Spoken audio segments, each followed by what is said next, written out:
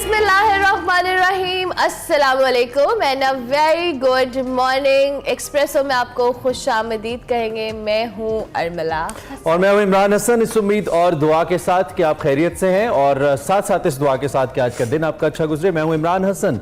नए दिन का आगाज़ अगर कर चुके हैं तो अच्छी बात है, नहीं किया तो कर लीजिए बिकॉज इट्स ऑलरेडी 9 इनफैक्ट अब तो 9 बजे 5 मिनट हो चुके हैं। हम आपका साथ देंगे अगले 2 घंटे के लिए इंशाल्लाह और कोशिश करेंगे कि ये साथ बहुत अच्छा गुजरे। मुसलसल हम आपको क्रिकेट के हवाले से अच्छी अच्छी खबरें देते हैं, उसी से हम प्रोग्राम का आगाज़ करते हैं। और आज हमारे पास कुछ अच्छी तो नहीं, सिर्फ खबर है क्रिकेट के हवाले से because Pakistan versus prime minister 11 match शुरू हो चुका है। पाकिस्तान ने टॉस जीता, पहले बैटिंग की and the highlight was Imamul Haq साहब फिर आउट हो गए। अच्छा, आउट हो गया, इसके बाद कहानी तो वैसे ख़त्म बनती है, लेकिन ये जो सीरीज़ है इसके लिए पाकिस्तानी टीम तैयार है और प्राइम मिनिस्टर 11 के खिलाफ जो 4 रोज़ा प्रैक्टिस मैच है वो जारी है इस वक्त भी।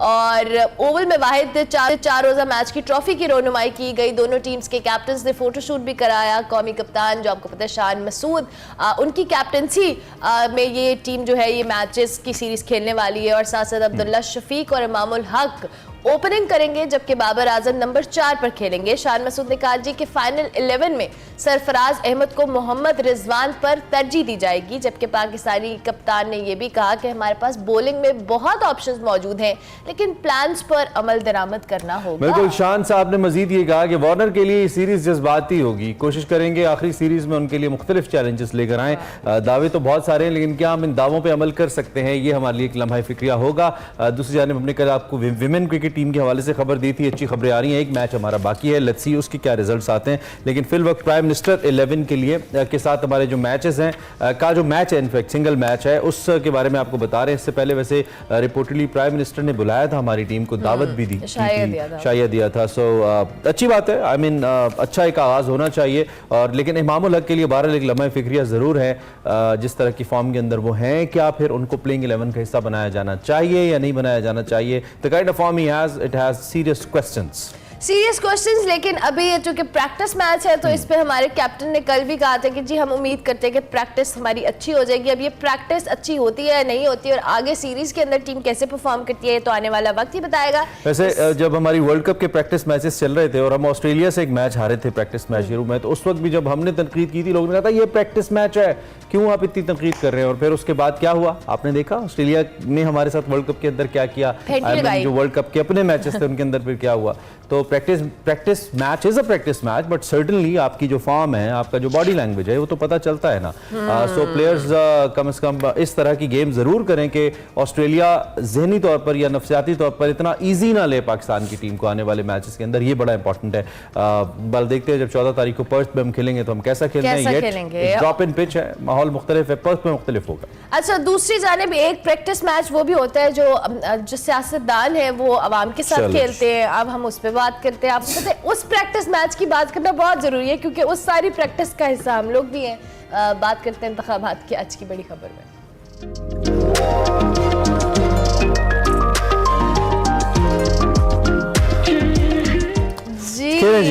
शुरू करें प्रैक्टिस में। आपको पता है जी इंतखाबात की तारीख है, आपको पता है गहमा गहमी शुरू हो चुकी है सियासत के अंदर, तमाम जमातें जोड़ तोड़ कर रही हैं। मसाइल का शिकार जो पीटीआई है वज़ीद मुश्किलात का शिकार नजर आ रही है। इलेक्शन कमीशन की वार्निंग के बाद जो इंट्रा पार्टी इंतखाबात करवाने के बाद जो गुमान किया जा रहा था कि पीटीआई की ये मुश्किल हल हो जाएगी, लेकिन गुज़िश्ता रोज फिर से इस हवाले से खतरे ने सर उठाया। बानी रहनुमा पीटीआई अकबर एस बाबर ने इलेक्शन कमीशन पीटीआई के इंतखाबात को चैलेंज किया और इलेक्शन कमीशन में चैलेंज किया और दरखास्त में मौक़िफ़ अपनाया है कि अगर पीटीआई इलेक्शन महज दिखावा, फरेब और इलेक्शन कमीशन को धोखा देने की नाकाम कोशिश थी, फ्रॉड था, इंतखाबी अमल ने पीटीआई अरकान को वोट देने और इंतखाब में हिस्सा लेने के हक से महरूम किया गया है। दरख्वास्त में इस्तदा भी की गई है कि इलेक्शन कमीशन नए इंट्रा पार्टी इलेक्शन कराने का हुक्म दे और गैर जानिबदार तीसरा फरीक मुकर्रर करे जो कि पीटीआई इंट्रा पार्टी इलेक्शन की निगरानी करेगा। शफाफ इंट्रा पार्टी इलेक्शन कराने तक इंतखाबी निशान बल्ला इस्तेमाल करने की इजाजत ना दी जाए। अकबर एस बाबर ने दरख्वास्त के हमरा वीडियो फुटेजेस और दीगर शवाहिद भी इलेक्शन कमीशन में जमा कराई आगे दूसरी जानिब पार्टी टिकट्स को लेकर मुस्लिम लीग नून में तनाज़ा सामने आ रहा है। हमने कल भी इनफैक्ट परसों आपको रिपोर्ट किया था दानियाल अजीज और एहसन इकबाल साहब के हवाले से, और मरियम औरंगजेब पर इनफैक्ट दानियाल अजीज ने और एहसन इकबाल साहब के ऊपर इल्ज़ाम लगाए थे, इल्ज़ाम की बौछार कर दी थी, रादर ये कहना गलत नहीं होगा। इसके बाद राना सनाउल्लाह मैदान में आए और कहा कि कुछ पार्टी टिकट्स की बुनियाद पर दानियाल अजीज के तहफ़्फ़ुज़ात हैं, इस बुनियाद पर शो कॉज किया गया है। मगर दूसरी जानिब अगर मुत्तहिदा कौमी मूवमेंट पाकिस्तान और GDA की बात करें तो इसके बाद मुस्लिम लीग नून और जमीयत उलमा इस्लाम फे ने भी इंतखाबी हल्कों की जो हतमी हदबंदी है इस पर तनकीद की है। सिंध के इलेक्शन कमिश्नर को फौरी तौर पर हटाने का मुतालबा किया है। पाकिस्तान पीपल्स पार्टी के सिवा सिंध की तमाम बड़ी जमातें इस वक्त इलेक्शन कमीशन ऑफ पाकिस्तान की जानिब से जो 30 नवंबर को ऐलान किया गया था हल्का बंदियों का, इस पर शदीद तहफ़्फ़ुज़ात का इजहार कर रही हैं। उधर इलेक्शन कमीशन ऑफ पाकिस्तान ने आम इंतखाबात के दौरान फौज और सिविल आर्म फोर्सेस की जो पोलिंग स्टेशन पर तैनाती है इसके लिए वजारत दाखिला को एक मरासला इरसाल किया है, और इसमें कहा गया है कि पाकिस्तान आर्मी और सिविल आर्म फोर्सेस की बतौर स्टैटिक और क्विक रिस्पांस फोर्स के तौर पर यहाँ पे तैनाती की जाए। 7 दिसंबर से पहले इलेक्शन कमीशन को इस हवाले से कॉन्फर्मेशन दी जाए। जबकि दीगर सियासी जमातों के बारे में अगर बात करते हैं तो इनके इलेक्शन के हवाले से तहफ़्फ़ुज़ात के भी सामने आ रहे हैं। सियासी जो मुख्तलिफ मामलात हैं, क्या ये इलेक्शन कमीशन दूर कर पाएगा तहफ़्फ़ुज़ात और तहरीक इंसाफ की सियासत किस जानिब जाएगी, ओवरऑल तज़िया हमारे प्रोग्राम का हिस्सा होता है। सो आज भी हमने करना है। बिल्कुल, शौकत पराचा साहब हमारे साथ मौजूद है, सीनियर सहाफ़ी हैं, तज्ज़िया कार, उनको खुशामदीद कहते हैं। Thank you very much Shaukat Paracha साहब कि आपने में ज्वाइन किया अर्ली इन द मॉर्निंग। मौजूदा जो सूरत हाल है इसकी चंद चीदा बातें हमने आपको बताई हैं, दो कि इन्हीं में कुछ आगे पीछे ट्विस्ट होता रहता है। अभी जो इंट्रा पार्टी इलेक्शन है इस पर ऑलरेडी जो इतराज़ात उठे थे जब ये हुए थे, जब तहरीक इंसाफ के नए चेयरमैन का इंतखाब होना था। सो आपने इस पे भी बात करनी है, और साथ साथ ये जो इंट्रा पार्टी इलेक्शन पे तहफ़्फ़ुज़ात दिखाए जा रहे हैं अकबर एस बाबर साहब की जानिब से, उन्होंने दोबारा कहा कि इलेक्शन कमीशन दोबारा से ये इंट्रा पार्टी इलेक्शंस कराए। किस तरह से देखते हैं, क्या ये मजीद चैलेंजिंग हो जाएगी तहरीक इंसाफ के लिए सूरत हाल? बहुत शुक्रिया एंड गुड मॉर्निंग। बात यह है कि तहरीक इंसाफ के लिए तो सूरत हाल पहले से ही खासी चैलेंजिंग है और बहुत पेचीदा है। अभी तो जो चीज नजर आ रही है पॉइंट ऑफ कंटेंशन वो तो है बल्ले का निशान, क्योंकि जिस दिन इलेक्शन कमीशन ऑफ पाकिस्तान ने ये फैसला दिया था कि 20 रोज के अंदर अंदर आप इलेक्शन करवाएं, तो उस दिन भी बल्ले के निशान का ही मसला था। फर्ज किया बल्ले का निशान नहीं मिलता और PTI को कोई और निशान मिलता है तो किसी ना किसी को फिर बल्ले का निशान तो कोई लेगा उस दिन। वो इंडिपेंडेंट उम्मीदवार हो सकता है, वो कोई और हो सकता है, तो एक तो PTI के लिए वो कंफ्यूजन पैदा होगी। दूसरी बात बड़ी इंपॉर्टेंट है कि अकबर एस बाबर तो 2011-12 से पार्टी के रुकन नहीं है। वैसे वो किस हैसियत में जाकर चैलेंज करते हैं, लेकिन इसके पैरेलल ये भी पहलू है कि फॉरेन फंडिंग वाला तो सारा केस उन्होंने लड़ा। अगर वो उस केस में पार्टी बन सकते हैं तो इस केस में क्यों नहीं पार्टी बन सकते। और तीसरी अहम चीज ये है कि जिस तरह का इलेक्शन हुआ आपको भी मालूम है, मुझे भी मालूम है, अब इसको आप नॉमिनेशन तो कह सकते हैं और राइट है, साबिक चेयरमैन PTI का उनकी पार्टी है, वो किसी को भी कह सकते हैं कि पार्टी को लीड करें, लेकिन when you use the word election, जो पहले से वो होती हैं नॉमिनेशंस होती हैं, पहले से जो प्राइमरीज होती हैं, हम शायद उनको वहां से बोरो करते हैं उस चीज को। आवाज आ रही है? अच्छा, अब आवाज आ रही है। अच्छा, एक और बात मैं साथ लिंक कर लूं और फिर आप जारी रखिएगा। ये जो कल मौलाना फजलुर रहमान का बयान है थोड़ा सा समझने से कासिर हैं कि ये जो PDM की जमातें हैं इनके अंदर चलें सियासी तौर पे एक तकसीम तो समझ आती है, इंतखाबात के इनेकाद पे क्यों तकसीम है? एक जानिब आसिफ जरदारी साहब ने कहा है कि वो मुकम्मल इंतखाबात का माहौल देख रहे हैं। कल मैंने और भी कुछ बड़ी चीदा जो कलीदी इनफेक्ट कहना चाहिए रहनुमा है उनकी बात सुनी, उन्होंने भी कहा कि सियासी जो इलेक्शन का माहौल है वो बन चुका है और इलेक्शन होंगे। लेकिन मौलाना की तरफ से इस बात का आना और फिर इसको दहशतगर्दी से मौसूम करना, होते हैं या नहीं होते तो अलग बात है, लेकिन ये तकसीम क्यों है? अलग मौक़िफ़ क्यों लिया जा रहा है? क्या ग्राउंड बनाई जा रही है कि इंतखाबात ना हो या वजह कुछ और है? और पराचा साहब अपनी वीडियो को भी प्लीज सीधा कर लीजिएगा, स्क्रीन रोटेट हुई आपकी। नंबर वन बात ये है, नंबर वन सबसे अहम बात ये है कि इलेक्शन में हर एक के अपने अपने कंसर्न हैं। जब मैं कहता हूँ अपने अपने कंसर्न हैं तो आपको मालूम है JUI पे अटैक्स हो चुके हैं। हाफिज हमदुल्ला सेनेटर हैं, माने बाला के रुकन हैं। आपको याद है कितना संगीन किस्म का हमला हुआ था उनका। खुद मौलाना फजलुर रहमान साहब पे अटैक्स हुए, अटेम्प्ट की जाती रही। बाजोड़ में अभी पिछले 2 महीने के अंदर अंदर अटैक हुआ, वो किसके जलसे पे था? वो JUI के जलसे पे था। और 2013 का इलेक्शन अगर आपको मैं याद करवाऊं, ANP, MKM और पीपल्स पार्टी को दहशतगर्द तंजीमों ने वार्निंग दी हुई थी कि आप जलसे नहीं कर सकते। फिर 2008 में खुद मोहतरमा बेनजीर भुट्टो शहीद हुई। वो क्या बात थी? वो एक सियासी जलसा था और वो जनरल इलेक्शन से पहले था। इसलिए हर सियासी जमात का अपना अपना कंसर्न है। या मौलाना साहब कोई बात करें, या पीपल्स पार्टी कोई बात करे, या MKM की बात, या PTI की बात करे, क्योंकि देखें बात सीधी सी है कि 245 million population means we are a big country.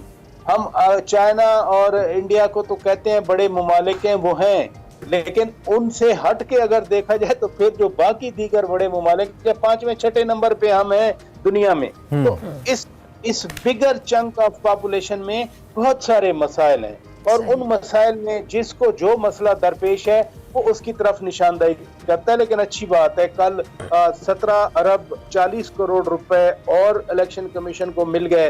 10 अरब रुपए पहले से मिले हुए हैं, तो ये कुल मिलाकर 27 अरब 40 करोड़ रुपए मिल गए इलेक्शन कमीशन ऑफ पाकिस्तान को आउट ऑफ 42 बिलियन, यानी 42 अरब में से तो आधे से ज्यादा तो मिल गए। तो जो अच्छी बात है कि इलेक्शन की तरफ हम जा रहे हैं। डिस्पाइट ऑल दीज कंसर्न्स, अब पैसे भी मिल रहे हैं, सिक्योरिटी के लिए भी आप किसी ने इलेक्शन का माहौल बनता हुआ नजर आ रहा है। पर आचा साहब, दूसरी जानिब ये टिकटॉक का मामला है जिसपे हम दानियाल अजीज साहब की स्टेटमेंट पिछले 2-3 दिन से टीवी के ऊपर देख भी रहे हैं। उन्होंने एहसन इकबाल साहब और मरियम औरंगजेब साहिबा को तनकीद का निशाना बनाया। दो कि उन्होंने किसी और टीवी चैनल को इंटरव्यू मैंने उनका सुना, उन्होंने कहा जी कि मैंने कभी किसी की टिकट के लिए सिफारिश नहीं की, लेकिन राना सलाउल्लाह साहब ने कहा कि उस पर उनको शोकाज नोटिस दिया गया है। आप ये जो तहफ़्फ़ुज़ात है टिकटॉक की बुनियाद पे, इस मामले को आप किस तरह से देखते हैं? क्योंकि ये तो पार्टी के अंदर ही मौजूद लोग आपस में एक दूसरे पर तनकीद कर रहे हैं।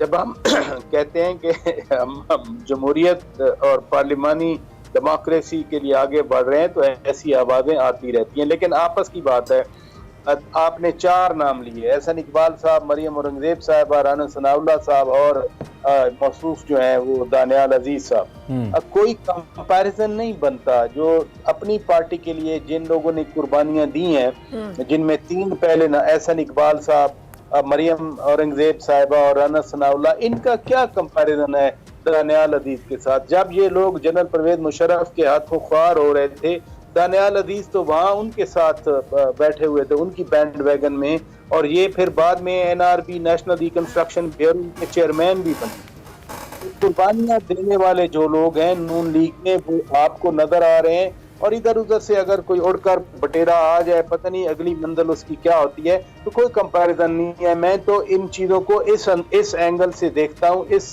प्रिज्म से देखता हूँ कि जो अपनी पार्टी के साथ मसलन अली मोहम्मद खान है या शहरयार आफरीदी हैं, कल 5 साल के बाद अगर हालात बदलें और कोई और आके यही दावा करे कि फलां फलां तो जो है वो पार्टी के लिए लायबिलिटी हैं, तो फिर अली मोहम्मद खान लायबिलिटी में आएंगे या अली मोहम्मद खान का जो आज लेकिन राजा साहब, डोंट यू थिंक कि बजाय इसके ये देखा जाए कि कौन बात कर रहा है, ये देखा जाए कि क्या बात कर रहा है? दानियाल अजीज साहब के अब केस में ये नहीं देखना चाहिए कि वो बात क्या कर रहे हैं, वो जो महंगाई की तरफ रेफर कर रहे हैं या वो जो इल्जामात लगा रहे हैं, डोंट यू थिंक कि उनको कंसिडर करना चाहिए पार्टी को? रादर ये देखना चाहिए कि कौन पुराना है, किसने, क्योंकि पुराने शख्स से भी तो गलती हो सकती है। अगर एहसन इकबाल साहब पुराने हैं तो गलती उनसे भी तो हो सकती है, उनको भी तो डेमोक्रेसी के अंदर तो मेरे ख्याल में पूछना चाहिए, उनसे भी सवाल बनता है, किया जा सकता है।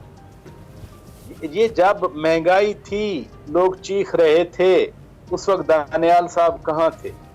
दानियाल साहब को तो पहले दिन से चीखो पुकार करनी चाहिए थी ना। देखिए ना, जब इस माहौल की मैं बात कर रहा हूँ, जिस माहौल में, जिस कॉन्टेक्स्ट में हम रहते हैं, बात कोई होती है और उसकी लॉजिक और रीजन कोई दे दी जाती है। मसलन बात तो वही है कि एक MPA को टिकट दिलवाना है। अब नून लीग का प्रॉब्लम ये है कि अगर ये बाहर वालों को टिकट दें तो 15 जुलाई 2002 वाला मामला हो जाएगा कि वो जो बाहर वाले आए वो बड़े इन्फ्लुएंशियल थे, वो PTI से डिफेक्ट करके आए, लेकिन वो सारे ही हार गए। और नून लीग अपने लोगों को टिकट दे तो फिर जिनको उस वक्त वो किया था वो नाराज होते हैं। वो फिर इस्तेकाम पार्टी में या किसी और पार्टी में चले जाएंगे। जब एक ब्रॉडर पिक्चर की बात करते हैं तो मेरे नजदीक ये इंडिविजुअल जो शिकायत हैं शायद वो इतना माने नहीं रखती। बड़े बड़े मसाइल बड़ी पार्टियों जो हुकूमत बनाने की तरफ जा रहे हो उनको इन मसाइल को फेस करना पड़ता है। दूसरा अरमला ने सवाल किया था, मैं जरा उसका एक दूसरे हिस्से की तरफ, ये जो इलेक्शंस और पार्टी निशान की बात है, यानी कि बल्ले की बात है, बल्ला कितना जरूरी है तहरीक इंसाफ के लिए इलेक्शन में जाने के लिए, क्योंकि जिस तरह का ग्राउंड बन रहा है या जिस तरह की डेवलपमेंट सामने आ रही हैं, ये खारिज से इम्कान नहीं कि बल्ले से महरूम हो जाए तहरीक इंसाफ। हो भी सकती है, नहीं भी हो सकती। इंटर पार्टी इलेक्शन तो उन्होंने कराए, डॉक्यूमेंट भी जमा करा दिए, लेकिन अकबर एस बाबर साहब कहते हैं कि ये लीगल प्रोसीजर नहीं है। दूसरी जानिब कल मैं हामिद खान साहब को सुन रहा था, उन्होंने कहा कि ये इलेक्शन वैसे हुए हैं जैसे सब पार्टियों में होते हैं, तो इसमें तो तहरीक इंसाफ को मुर्द इल्जाम ठहराया भी नहीं जा सकता। मुझे एक इत्तेफाक हुआ था ये मुस्लिम लीग नून के इलेक्शन कवर करने का, इसमें कन्वेंशन सेंटर के अंदर, वो मेरा पहला मौका था बतौर जर्नलिस्ट वहां पे जाके देखने का, और मैं हैरान हो गया था कि ऐसे भी होते हैं इंतखाबात। तो सब पार्टियां ऐसे ही करती हैं, लेकिन बल्ला कितना इंपॉर्टेंट है, सवाल मेरा ये है। और इन केस अगर बल्ला उनके पास नहीं रहता तो फिर क्या होगा? ये जो आपने बाकी पार्टियों के इलेक्शन के बाद की बात तो दुरुस्त है, इसमें तो कोई शक नहीं है। मखदूम अमीन फ़हीम साहब को भी इसी तरह बनाया गया था प्रेसिडेंट, और मखदूम जावेद हाशमी साहब को भी 2002 में इसी तरह प्रेसिडेंट बनाया गया था। लेकिन अभी जो बात है, पीपल्स पार्टी के पास कभी तलवार होती थी, फिर उनको तीर दिया गया। पहले तलवार जितनी पॉपुलर थी, फिर with the passage of time वो तीर भी उतना ही पॉपुलर हो गया। साइकिल और शेर का झगड़ा चला हमारे यहाँ, तो इंतखाबी निशान का झगड़ा चलता रहता है ना, कि साइकिल जो है वो है नून लीग का, मुस्लिम लीग का, या उनका शेर है। बहरहाल कमिंग बैक टू दिस बल्ला, देखें एक तो साबिक चेयरमैन पीटीआई, उनकी अपनी जात क्रिकेट से एसोसिएटेड है और बल्ला भी क्रिकेट से एसोसिएटेड है। सिंबल इसलिए दिया जाता है कि पूरे मुल्क में जो जो वोटर जाए उसको पता हो बल्ला पीटीआई का है, शेर नून का है, तीर जो है वो पीपल्स पार्टी की है, किताब जो है वो मौलाना फजलुर रहमान की है। जो मैं एक बड़ा थिन नुक्ता आपको बता रहा था कि अगर बल्ला इनसे छिन जाता है और फिर हर इंतखाबी हल्के में बल्ला इनके इंतखाबी निशान के साथ ही वो निशान आ जाता है, ऐसे ही कोई खड़ा हो जाता है, तो बल्ला मिलेगा तो सही ना किसी को। अगर इनको नहीं मिलता तो वो इंडिपेंडेंट जो होंगे उनको मिलेगा, क्योंकि बल्ला बैलेट पेपर से ममनू तो नहीं हो गया ना, चूंकि पीटीआई ने वो ज़ाब्ता कार की कार्रवाई as per the required law नहीं की। इन दिस केस जो इलेक्शन कमीशन के सामने केस आया, पता नहीं अभी तो फैसला होना है, हम एक तो हाइपोथेटिकल बात कर रहे हैं, लेकिन बात तो बड़ी वैलिड है, सवाल आपका वैलिड है। अगर हर हल्के में उनके इंतखाबी निशान के साथ उनको छड़ी मिल जाती है या उनको छतरी मिल जाती है, नीचे साथ बल्ला आ जाता है, तो कितनी कंफ्यूजन होगी उस वोटर के लिए वो मियां वाली है या जान बैठा है। और लाइटर नोट वो आपने कहा ना कि जिसकी जो वजह शोहरत है, मौलाना के पास किताब है, इनकी वजह, मैंने कहा साबिक चेयरमैन पीटीआई की वजह शोहरत तो बहुत कुछ है मौजूदा किताबों को देखते हुए, तो मेरे ख्याल में उस लिहाज से निशान कुछ भी हो सकता है। खैर, कटिंग द स्टोरी शॉर्ट, अब ये तो आपने अच्छा हमें बिल्कुल क्लियर किया कि अगर ये होता है, अकबर एस बाबर साहब किस हद तक आपको कामयाब होते नजर आते हैं? जो वो कंसिस्टेंट तो बड़े, उन्होंने पहले भी 11 साल ले लिए फॉरेन फंडिंग के अंदर, और लेकिन प्रूव किया अपना मौके और साबित किया कि फॉरेन फंडिंग हुई थी तहरीक इंसाफ को। तो अब आपको इस मामले में किस हद तक नजर आता है कि कामयाब हो पाएंगे? देखें, फॉरेन फंडिंग प्रूव तो किया, लेकिन ना तो पार्टी बैन हुई, जो पॉलिटिकल पार्टीज ऑर्डर 2002 है उसके तहत पीटीआई तो अभी है ना, और ये सारी एक्सरसाइज जो हो रही है वो इसी वजह से हो रही है कि PTI still exist as a political party. वरना जो वो क्रिकेट वाली फंडिंग आई थी या किसी क्रिकेट क्लब से फंडिंग आई थी या जो लंदन से फंडिंग आई थी, उसकी बुनियाद पर तो पार्टी, अगर strict sense of the law देखा जाए तो फिर party would not have existed, but party exist at the moment. तो वो जो 11 साल लगे, और उसमें भी बड़ा यही बताया गया कि पीटीआई पे पाबंदी लग जाएगी, पीटीआई रहेगी नहीं, बट पीटीआई स्टिल देयर। और ये जो अरेंजमेंट हो रहा है ये पीटीआई के लिए ही हो रहा है कि पीटीआई में इंट्रा पार्टी इलेक्शन हो रहे हैं, नहीं हो रहे, अगर हुए हैं तो वो लॉ के मुताबिक हुए हैं, अब उनको बल्ले का निशान मिलता है नहीं मिलता। तो अकबर एस बाबर साहब अकेले तो नहीं है, इस सिस्टम में बहुत कुछ है जिनका कुछ इशारा आपने भी कहा किया। जी जी जी। बस वजह इस शोहरत बहुत क्या कुछ बात। को ही हम देख रहे हैं। ठीक हो गया, thank you very much Shaukat Paracha साहब, बहुत शुक्रिया आपने early in the morning join किया। शौकत पराचा साहब हमारे साथ मौजूद थे, मौजूदा सियासी सूरत हाल पे अपना तंज। ब्रेक लेते हैं, ब्रेक के बाद वापस आएंगे, आप देखते रहिए कुछ एक्सप्रेस। बसो।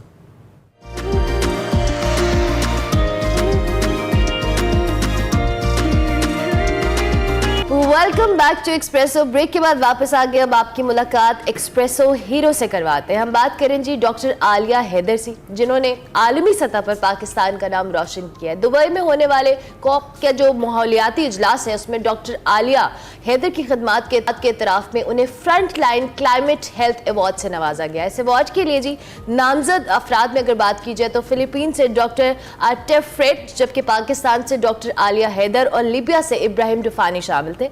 डॉक्टर आलिया हैदर को यह अवार्ड पाकिस्तान में 2022 में आने वाले जो सैलाब के दौरान फ्रंट लाइन का किरदार अदा करने पर दिया गया, और साथ साथ उन्होंने सिंध, बलोचिस्तान और जनूबी पंजाब के जो सैलाब ज़दा इलाके हैं वहाँ जाकर मेडिकल कैंप्स लगाए। सैलाब से मुतासरा शहरियों, स्पेसिफिकली अगर हम खवातीन की बात करें तो उनको तिबी सहूलियात भी फराहम करने में बहुत इंपॉर्टेंट रोल प्ले किया। डॉक्टर आलिया हैदर ने जी अपनी टीम के हमरा लाहौर में भी जो जहर आलूद पानी है उस पर रिसर्च की है, जबकि लाहौर समेत पाकिस्तान के जो पसमानदा इलाके हैं वहाँ पर मुफ्त तिबी कैंप्स का इनेकाद भी जारी रखे हुए हैं। हाल ही में जी खल्क हेल्थ क्लिनिक के नाम से लाहौर में उन्होंने मुफ्त और मयारी सेहत का प्रोग्राम भी स्टार्ट किया है, जिसके तहत शहर के जो पसमानदा इलाके हैं वहाँ पे हेल्थ यूनिट्स कायम किए गए हैं, जहाँ पर जो MBBS डॉक्टर्स हैं उनकी ज़ेर निगरानी का फ्री इलाज किया जा रहा है। ये सब कुछ जो आपको 1-1.5 मिनट में हमने बताया, ट्रस्ट नहीं है बताना आसान है, ये करना आसान नहीं है। एंड वी बिलीव कि इसके लिए बहुत एक स्ट्रॉन्ग रिजॉल्व आपको चाहिए, जिसकी बेस पे आप ये कर सकते हैं। Doctor Alia has done it. COP 28 के अंदर इनकी इन सलाहियतों को माना गया, दुनिया ने इदराक किया। हमने ज़रूरी समझा कि हम इनसे मुलाकात आपकी करवाएं। इस वक्त हमारे साथ स्टूडियो में मौजूद हैं। वेलकम डॉक्टर आलिया, आप कैसी हैं? मैं बिल्कुल ठीक हूँ, thank you so much. Such an honour to have you. बहुत अच्छा लग रहा है हमें आपसे मिलकर, आपको बुला के। बहुत मुबारकबाद आपको सबसे पहले तो, आपने बहुत शुक्रिया, एजाज़ हासिल किया। आई एम सो ऑनर्ड, और आप सबका बहुत शुक्रिया, आपने मुझे बुलाया है और ये इज्जत दी है, तो I am really you deserve it. Feeling क्या है इस अवार्ड के लेने के बाद? फिर आपके हम काम पे आते हैं। ये एक बहुत ओवरवेलमिंग फीलिंग है, क्योंकि जब आप इनिशियली ग्राउंड पे जाते हो आप एक्सपेक्ट नहीं करते कि आपको इसके लिए कभी दुनिया में अवार्ड भी मिलेगा या आप ग्लोबली जो है रिकग्निशन मिलेगी। क्योंकि जब आप ये काम करने जाते हैं तो आप बगैर किसी, वो कहते हैं ना, आप अच्छा करो पल की फिक्र ना करो, अल्लाह आपको देगा। तो इनिशियली मैंने भी इसी तरह कुछ सोचा था। You did it for humanity. Yes, exactly. So now it feels great and I am honored and privileged, और हमारे मुल्क का नाम रोशन हो रहा है। बेशक, it's an honour for us, हमारे लिए भी बहुत एक एजाज़ की बात है। अब थोड़ा सा अपनी जर्नी को हमारे साथ शेयर कीजिएगा। तो चंद बातें हैं जो हमने बताई हैं एज इमरान सेठ के, बताना 1-1.5 मिनट में बहुत आसान होता है, लेकिन इसके लिए एक बहुत स्ट्रगल, एक बहुत चैलेंजिंग जर्नी होता है। हम ज़रूर चाहेंगे आप हमारे देखने वालों के साथ शेयर करें। बिल्कुल, जैसे कि मेरा ताल्लुक़ एक्चुअली कोयटा बलूचिस्तान से है, और वहाँ पे भी मेरा ताल्लुक़ हज़ारा कम्युनिटी से है। तो हमारी कम्युनिटी बेसिकली एक बहुत ही सुलझी हुई एजुकेटेड कम्युनिटी है, और औरतों की तालीम पे बहुत ज़्यादा एम्फसाइज करते हैं। तो और मेरे फादर बहुत ही जो है बेटी परस्त शख्स थे, बेटियों से बहुत मोहब्बत थी उनको। मेरी माँ जी भी ऐसी है। तो उन्होंने हमेशा हमें यही सबक दिया था कि इंसानियत को आपने हर रिलीजन से ऊपर रखना है। Great. आपने ये नहीं देखना है कौन है, कैसा है, रंग क्या है, नस्ल क्या है, उसकी रिलीजन क्या है। बस आपने जो है इंसानियत की बुनियादों पर, अगर आप जब भी जिस फील्ड में होंगे अगर आप उनकी मदद कर सकते हैं तो आप बिल्कुल ज़रूर करें। तो मैं इनिशियली जब वापस फिर मैं चली गई थी चाइना अपना MBBS करने। तो मैं जब वापस आई तो उन दिनों में हमारी जो कम्युनिटी का परसिक्यूशन है थोड़ा सा ज़्यादा, मतलब काफ़ी ज़्यादा हो रहा था। 20 सालों से हमने वो जीनोसाइड देखा था, खून खराबा। तो मैं जब आई यहाँ पे मैं काम कर रही थी तो इनिशियली मुझे रियलाइज़ हुआ कि हम जो है सारे इंसान ही हैं। रंग हमारा मुख्तलिफ हो सकता है, ज़ुबान अलग हो सकती है, पर इंसानियत की कोई ज़ुबान नहीं होती, कोई रिलीजन नहीं होता। तो फिर इनिशियली मैंने फिर वहाँ से जो है मेरे कुछ दोस्तों के साथ हमने इनिशिएट किया। जब मैं लाहौर के चुंगी अमर सिद्धू के इलाके में गई तो वहाँ पे काफ़ी लोग जो है मेरे दोस्त हैं, उन्होंने कहा कि आप मेरे साथ चले डॉक्टर आलिया, मैं आपको ना चुंगी दिखाता हूँ। अच्छा। मैंने कहा जब लोग दोस्तों को कहते हैं मैं आपको मरी दिखाता हूँ, स्कर्दू दिखाता हूँ, तो ये कौन है, मतलब चुंगी, चलो मैं चली जाती हूँ क्या आपके दिखाना साथ चाहते जी। हैं उन दिनों हम प्रोटेस्ट वगैरह करते होते थे लाहौर में, तो उनको पता चल गया था कि ये चलो काफ़ी इंटरेस्टेड है ह्यूमैनिटेरियन कॉजेज़ के लिए काम करने के लिए, तो मैं चली गई चुंगी। तो जब मैंने वहाँ हालात देखे और सारी चीज़ें हुई, तो फिर मुझे रियलाइज़ हुआ कि सेहत पे पाकिस्तान में बहुत कम काम है। हमारी गवर्नमेंट प्रोवाइड करने की कोशिश तो करती है, बट वो इनफ नहीं है लोगों के लिए। बहुत सारे वर्कर्स हैं, लेबर्स हैं जिनके पास कार्ड्स नहीं है सोशल सिक्योरिटी के, बहुत सारे औरतें हैं जो घरों में काम करती है, उनके पास वो सहूलियात नहीं है। इवन कभी कभी उन बेचारों के पास तो रिक्शे के किराए नहीं होते हैं हॉस्पिटल जाने के लिए। तो फिर हमने सोचा कि उनको उनके घर के दरवाजे पे मेडिकल कैंप्स लगा के देते हैं। तो फिर वहाँ से जी हमने वहाँ से शुरू किया। मैं आपसे ये मैकेनिज्म भी जानना चाहूँगा, आपका ये जो मैं नेटवर्क इसको कहूँगा, इसका क्या मैकेनिज्म है, हाउ डज इट वर्क, ये कैसे काम करता है? एक्चुअली इनिशियली हमारे काफ़ी दोस्त थे जो डॉक्टर्स थे, वो हमारे साथ प्योरली वॉलंटियर बेसिस पे आते थे। फिर जो मेडिसिन की कॉस्ट होती है वो काफ़ी एक्सपेंसिव है, तो मेरे जो दोस्त जो प्रोफेसर्स हैं, जो डॉक्टर्स हैं, हम सारी अपनी सैलरीज से पैसे निकाल देते होते थे। हर महीने हमने सोचा था कि हम प्लेज करेंगे कि हमने इतने इतने पैसे देने हैं। तो इनिशियली तो मेरी फैमिली ने हेल्प किया, मेरे दोस्तों ने किया, तो उसके बाद फिर जैसे जैसे लोगों को पता चलता गया कि अच्छा ये काम हो रहा है, देन दे अप्रिशिएटेड इट। और फिर वो मेरे दोस्त ही यही पाकिस्तान से हमें डोनेट करते होते थे और हमने ये सारा इनिशिएटिव किया। जो खल्क हेल्थ क्लिनिक का एक सिस्टम आपने स्टार्ट किया, इसके हवाले से भी बताएं, जिसमें आप ये उसी नेटवर्क का हिस्सा है? जी बिल्कुल। जब मैं लास्ट ईयर फ्लड करके आई, स्पेशली बलूचिस्तान में बहुत बुरे हालात थे सेहत के लेके, क्योंकि मोस्टली जब हम कैंप्स लगा रहे थे वो मोस्टली हम अबेंडेंड हॉस्पिटल्स के अंदर लगा रहे थे। यानी प्राइमरी और सेकेंडरी केयर के हॉस्पिटल्स तो थे, पर वो कभी 20 सालों से वो पेपर्स में तो है, पर वो वजूद में इन एक्चुअल ऑपरेशनल नहीं है। बिल्कुल। सोहबतपुर के लोगों को सहूलियात नहीं देते, जाफराबाद के, नसीराबाद के लोगों के लिए। तो हमने सोचा कि हम अपनी तरफ से कुछ ऐसा इनिशिएट करते हैं, क्योंकि मेडिकल कैंप्स एक सस्टेनेबल सिस्टम नहीं है लोगों को इलाज करने के लिए। हम वहाँ पे लोगों से मिल के आते हैं, दवाइयाँ दे देते हैं, बट फॉलोअप के लिए हमारे पास कोई सिस्टम नहीं है। फिर हमने खल्क हेल्थ क्लिनिक्स इनिशिएट किया। खल्क हेल्थ क्लिनिक्स का मकसद सिर्फ इलाज देना नहीं है, बल्कि हम प्रिवेंशन पे भी काम करते हैं। हमारे पास सारे पेशेंट्स की डेटा को हमने वॉलंटियरली जो है उनको सबको कलेक्ट कर रहे हैं। मेरे एक और दोस्त है, उन्होंने सॉफ्टवेयर इंजीनियर है, उन्होंने हमें पूरा एक सॉफ्टवेयर बना के दिया है, जिससे हम अगर पेशेंट का आईडी कार्ड लगाते हैं तो उसमें हमें उसकी सारी हिस्ट्री आ जाती है। और ये पाकिस्तान में बड़ा कम होता है कि आपको सारे पेशेंट की हिस्ट्री हो कि उसको 10 तारीख को कौन सी दवाई दी है, 20 तारीख को क्या सिम्पटम्स, जैसे डेवलप ममालिक में होता है। बिल्कुल। तो उन्होंने हमें सॉफ्टवेयर दिया, तो उससे हम एक रिसर्च भी अब कंडक्ट करेंगे, जो कि फिर हम होपफुली पब्लिश करेंगे कि जिस पे हम एक एरिया में कौन सी बीमारियां ज्यादा है, ताकि उसके ओवरऑल प्रिवेलेंस पे काम कर सकें। ओके। जो प्राइवेट सेक्टर है या आप जैसे जो वॉलंटियर ही मैं कहूँगा जो अपने तौर पे इनिशिएटिव देते हैं और फिर काम करते हैं, वो कितना हेल्प कर सकते हैं पाकिस्तान के हेल्थ सेक्टर को इम्प्रूव करने में? क्योंकि ऑफ एंड ऑन हम देखते हैं कि गवर्नमेंट्स बदलती हैं, नए हॉस्पिटल्स का फ़ौरन ऐलान हो जाता है, 200 बेड का नया अस्पताल बना रहे हैं, 400 बेड का बना रहे हैं, लेकिन एक तो वो शायद प्रोसेस सस्टेनेबल नहीं होता, फिर हेल्थ कार्ड्स भी आ जाते हैं and then we get to know कि अच्छा जी 500-600 अरब का बिल था, तो वो कैसे पे होगा हेल्थ कार्ड के लिए? चीज़ तो बड़ी अच्छी थी लेकिन सस्टेनेबल नहीं है। ये सस्टेनेबिलिटी फैक्टर हेल्थ सेक्टर के अंदर लाने के लिए आप जैसे वॉलंटियर्स क्या कर सकते हैं, और क्या हुकूमत के साथ कोई बात हुई आपकी, कोई कोलैबोरेशन हो ऐसा जिससे कम से कम एक सस्टेनेबल हेल्थ सिस्टम हो सबके लिए? क्योंकि एक इंडिविजुअल कितना कर सकता है, आई मीन स्टेट तो स्टेट होती है। बिल्कुल।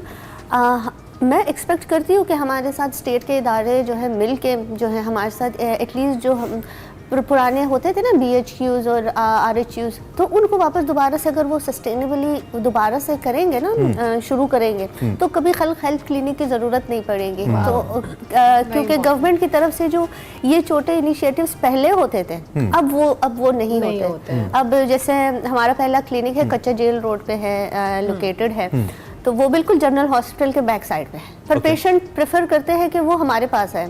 एक तो हॉस्पिटल्स बहुत ओवर क्राउडेड हो गए हैं, दूसरा वो जब बहुत ज़्यादा लाइनों में लग के पेशेंट्स को देखने चले जाते हैं तो उनको उतना जो है तसल्ली बख्श नहीं दिया जाता है, तो वो काफ़ी कंफ्यूज होते हैं कि प्रेफर करते हैं कि वो प्राइवेट सेक्टर की तरफ आए। और इस सिचुएशन में कि वो गवर्नमेंट हॉस्पिटल्स को अवॉइड करें, तो मुख्तलिफ एरियाज में क्वैक्स बैठे हुए, वो डॉक्टर्स जो डॉक्टर नहीं है, डिस्पेंसर्स है, फार्मासिस्ट है, वो लोगों के गलत इलाज करते हैं, उस इलाज की वजह से लोग और बीमार होते हैं। तो ये अगर हमारी तरफ से गवर्नमेंट की तरफ से मेरा तो ये ख्याल है कि जो डॉक्टर्स हैं स्पेशली अगर उनके ऊपर हम, जैसे इंडिया में होता है कि वो उनके जो डॉक्टर्स होते हैं उनका 1 साल कंपलसरी होता है कि वो किसी रूरल एरिया में जाके काम करें या किसी पसमंदा इलाके में। हमारे पास ऐसे होते नहीं है, सिस्टम नहीं है, अगर है भी तो वो लोग जाते नहीं हैं, वो अपने कोई सोर्सेज वगैरह लगा के and then they sit at home और फिर जाएंगे नहीं वहाँ पे काम करने। तो आई थिंक हमारे जैसे लोगों का और जो प्राइवेट सेक्टर्स हैं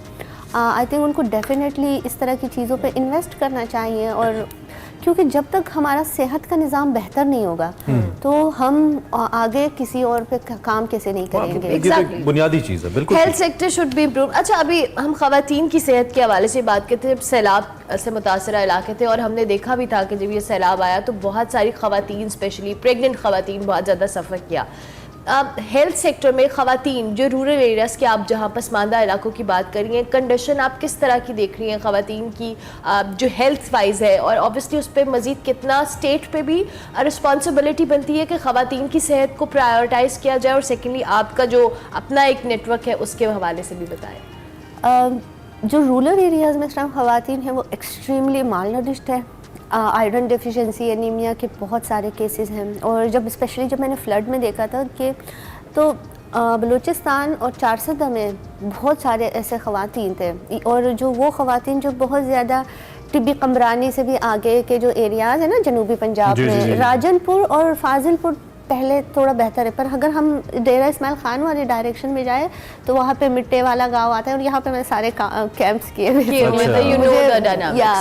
तो वहाँ पे ऐसे लोग हैं, ऐसे खवातीन हैं जो घरों से बाहर नहीं जाती, डॉक्टर्स के पास नहीं जाती, तो वो सिवियरली मालनरिश्ड है। और उनकी जो और वो जब डिलीवरीज होती है उनकी, तो वो जो उनके लिए काफ़ी कॉम्प्लिकेशंस होती है। ठीक है, टाइम मेरे पास कम है। एक तो ये कि आपने चूँकि अपने पेरेंट्स का जिक्र किया, कैसा लगा उनको जब या आपके आसपास जिन लोगों ने आपको हेल्प किया इस अवार्ड के बाद, और दूसरा ये अवार्ड डॉक्टर साहिबा कितना हेल्प करने जा रहा है आपको इन फ्यूचर अपने गोल्स को मजीद इन्हांस करने के लिए, आगे बढ़ने के लिए, इस हवाले से हमें बताइए। मेरे फादर तो इज़ डिजीज्ड, तो वो है नहीं, बट आई एम श्योर वो होते तो वो बहुत हम पे प्राउड होते और खुश होते। और जो मेरी वालदा है वो पूरा दिन लाइव देख रही थी और जो हमारा सारा इवेंट हुआ था, शी वाज वेरी हैप्पी।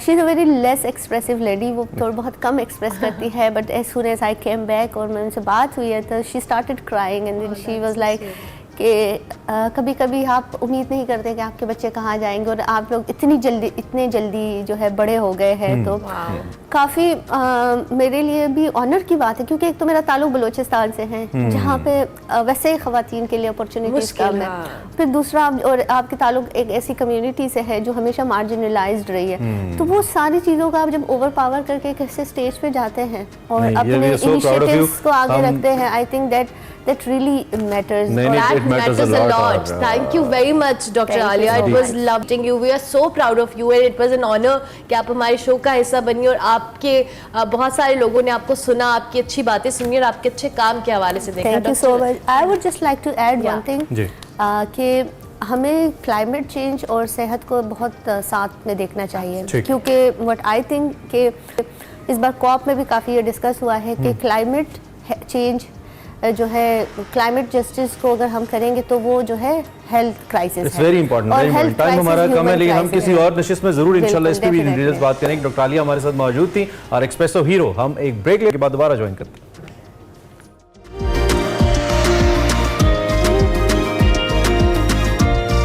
आपको सेगमेंट माइंड मैटर्स दिखाते हैं जिसमें आज बच्चों के मुख्तलिफ ज़बानें सीखनी और उससे क्रिएटिविटी के लिंक, इसके ऊपर हम बात कर रहे हैं, दिखाते हैं आपको।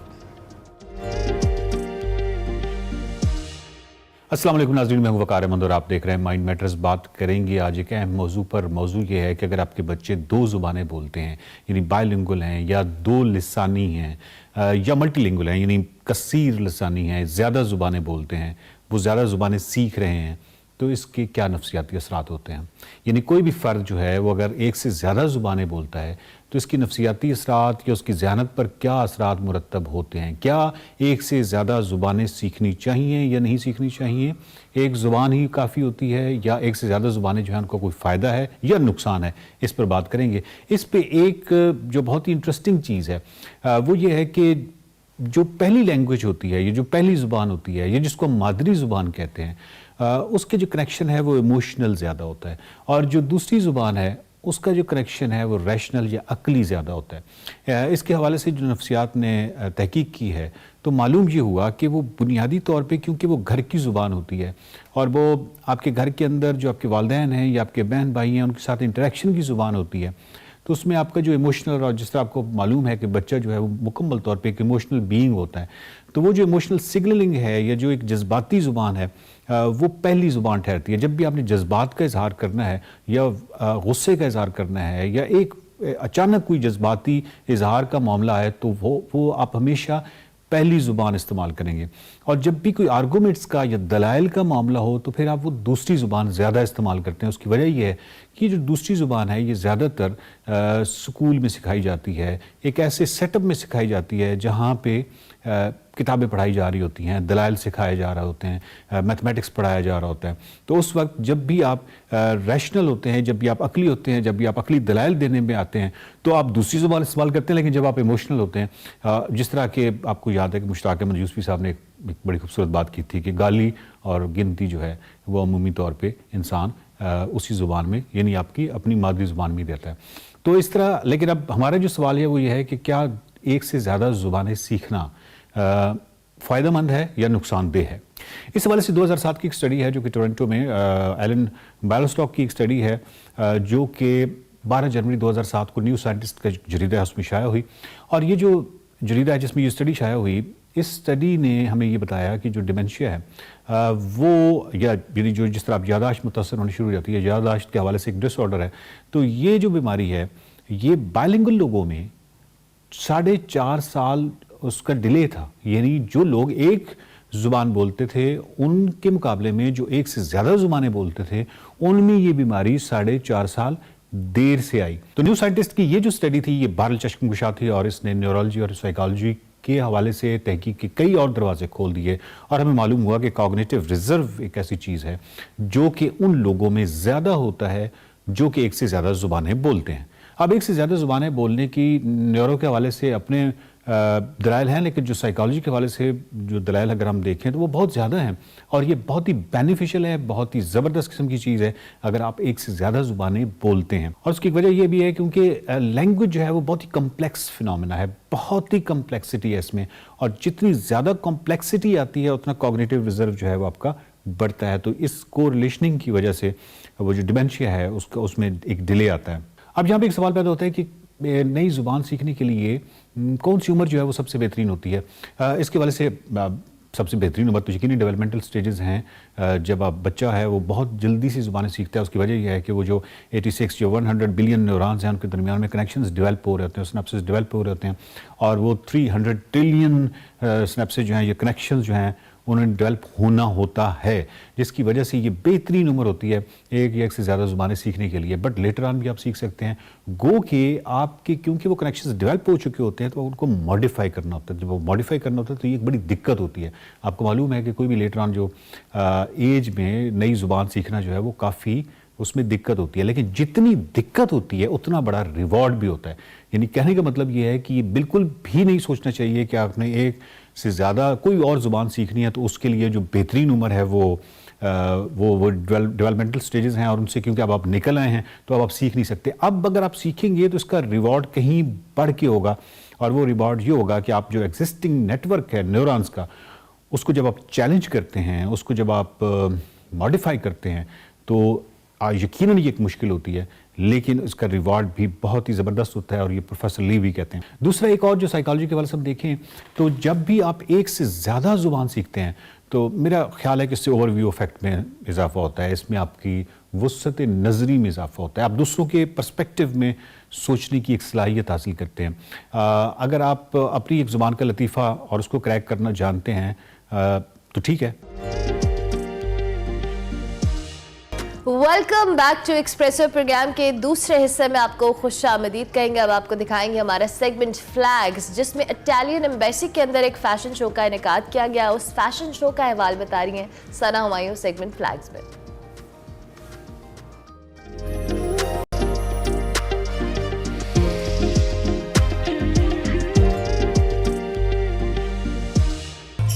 अस्सलाम वालेकुम, वेलकम टू फ्लैग्स के एक और इंटरेस्टिंग एपिसोड में आपको खुशामदीद कहती हूँ। आज की खूबसूरत शाम सजाई है इटालियन एम्बेसी ने, जिसमें पाकिस्तानी और इटालियन डिजाइनर्स ने की है शिरकत। Stella is the lady of the night, जिन्होंने इटली से शिरकत की है इस खूबसूरत शाम को सजाने में। इसके अलावा नोमी अंसारी, सानिया मस्कातिया, PIFD के स्टूडेंट्स और बहुत से डिजाइनर्स जिन्होंने शिरकत की है। तो आज की शाम होने वाली है बहुत ही इंटरेस्टिंग, बहुत ही एक्साइटेड। तो आपने रहना है मेरे साथ ये जानने के लिए कि आज क्या क्या होना है। And right now I am with Stella, the lady of the night. And Stella, you are looking absolutely amazing. आप इन कपड़ों में बहुत खूबसूरत लग रही हैं। Dress This is a dress that has been embroidered by Kalash woman from the Kalash Valley. ये ड्रेस कुलकुशन वुमेन का डिज़ाइन करता है और इस ड्रेस की खास बात ये है कि ये इटली और पाकिस्तान दोनों मुल्कों की नुमाइंदगी कर रहा है। Pakistan and Italy.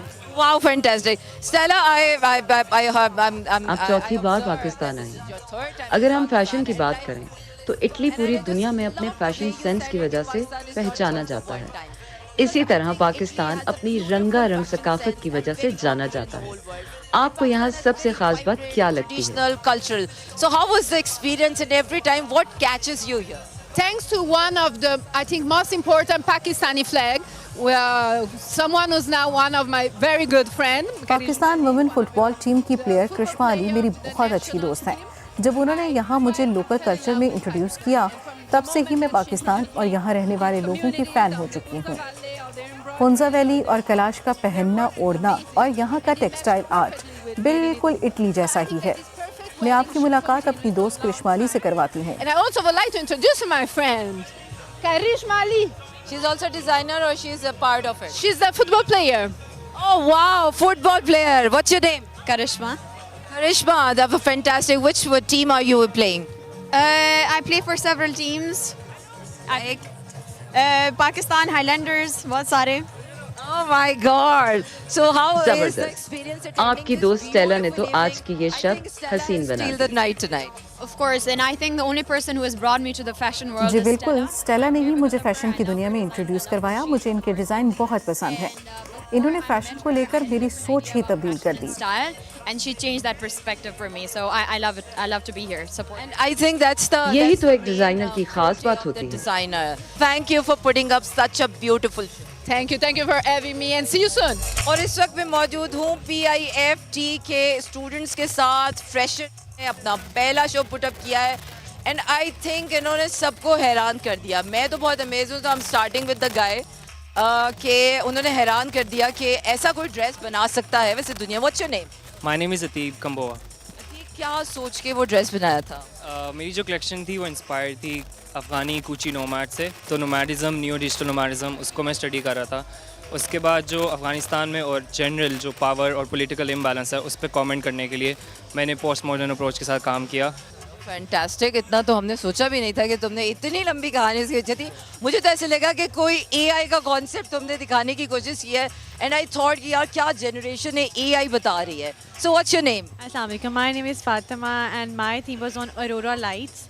तो बेसिकली मेरी पूरी थीम जो थी वो स्काई में जिस तरह से नॉर्दर्न लाइट्स होती हैं, I always had a dream of northern lights. वो एक मेरी ख्वाहिश थी कि मैं उसको देखूं, लेकिन I never had a chance to see them.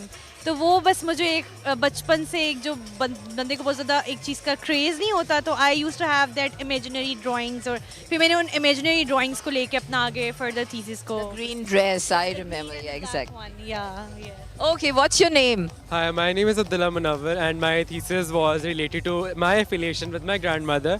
So they were all the handcrafts she used to do, and the fabrics which were used all were hand weaved. Okay, what's your name? Assalamu alaikum. My name is Sumaira Khan Lodi, and my thesis topic was inspired by Buddha. Basically जो मेरे green garments थे वो उस पे जो drapes थी, वो सारी मैंने बुद्धा की जो sculptures थे उनको study करके उनकी drapes निकाली थी और उसको मैंने fabric में replicate किया था। So and the color was inspired by nature because they had nature in their religion. So basically it was all there. और इस वक्त मैं मौजूद हूँ कटरीना के साथ, who is a well-known person and very important person to all of us, definitely, press attaché. And Katrina, you are looking absolutely beautiful. Thank you very much. This is, you know, because I love Pakistan. And बहुत शुक्रिया। मुझे पाकिस्तान से बहुत मोहब्बत है और मैं इस वक्त अपनी पसंदीदा डिज़ाइनर के हमरा खड़ी हूँ। yeah, so I wanted to really Represent me and Pakistan. And I can see Dure Shehwar, आपने किस तरह मॉडर्न और रिवायती स्टाइल को इकट्ठा किया? इसके पीछे विजन क्या था? It's wonderful. Basically, it's my motto to give a contemporary but very ethnic way. मेरा विजन ईस्टर्न और वेस्टर्न सकाफत को यकजा करके दिखाना था। एक ऐसा डिजाइन जिसे मशरकी और मगरबी लोग दोनों पहन सकें। Eastern people can wear, so it's a kind of thing. This is the ये शाम आज हम अपने सफ़ीर के नाम कर रहे हैं। वो जल्द पाकिस्तान में अपनी सर्विस मुकम्मल करके जाने वाले हैं। And we're going to definitely miss him. Italia, we went Pakistan. Thank you very much. और इस वक्त मैं मौजूद हूँ फौजिया अमान के साथ, जिन्होंने खूबसूरत शो कोरियोग्राफ किया है और फौजिया को यहाँ देखकर मुझे बहुत खुशी हुई है। फौजिया, इस्लामाबाद की इन सर्दियों की शामों में कोई अपना चेहरा नज़र आता है और इस तरह के इवेंट में तो और भी खुशी होती है। सो मैं देख रही थी during show you were like totally concentrating on this. कितनी टफ है ये जॉब? ऑनेस्टली मॉडलिंग से ज़्यादा ये ज़्यादा मुश्किल है, क्योंकि मॉडलिंग में ये होता है कि आपको सिर्फ अपने आप पे फोकस करना होता है कि मैं अच्छी लगूं, और इसमें ये होता है कि आप जब ऊपर खड़े हुए होते हैं आपको होता है कि सारी मॉडल्स अच्छी लगें, एक एक model each and every one अच्छी लगे। बेस्ट। सो फौजिया, वंडरफुल जॉब। कैसा रहा एक्सपीरियंस आपका इटालियन एम्बेसी, इटालियन डिज़ाइनर के साथ काम? बहुत अच्छा लगा, और सबसे बड़ी खुशी की बात यह है कि कोलैबोरेशन दोनों का, Pakistan and Italian embassy designers का हुआ है। स्टेला आई हैं वहाँ से, और पाकिस्तान से नोमी अंसारी, सानिया मस्कतिया, PIFD और ज़ारा जौहर, सारे डिज़ाइनर्स से बहुत अच्छा लगा। इनकी कोलैबोरेशन थी एंड आप लोगों ने भी इंजॉय किया, बहुत अच्छा लगा। माया, कैसी रही? मुझे तो बहुत मज़ा आया। कैसा रहा एक्सपीरियंस आज की शाम का, इटालियन और पाकिस्तानी कल्चर को एक साथ इस रैंप पर देख? Actually, we are here for this event. So ना दुरेश अवार और जूनी ने मेक श्योर किया, क्योंकि रात को मैं एक इवेंट में थी, I had to be there, और उसके बाद मैं सोई नहीं हूँ to be on this event. देखकर इतना खुश, एक तो अपने डिज़ाइनर्स को देख के वैसे ही अच्छा लगता है, and I was cheering up for everybody, but सबको एक साथ इकट्ठे होना, making sure that Pakistani designers and as well as international designers are on the same stage and everybody was actually cheering. मुझे सबसे अच्छा लगा, everybody was cheering for our designers, and I think such events should keep on happening.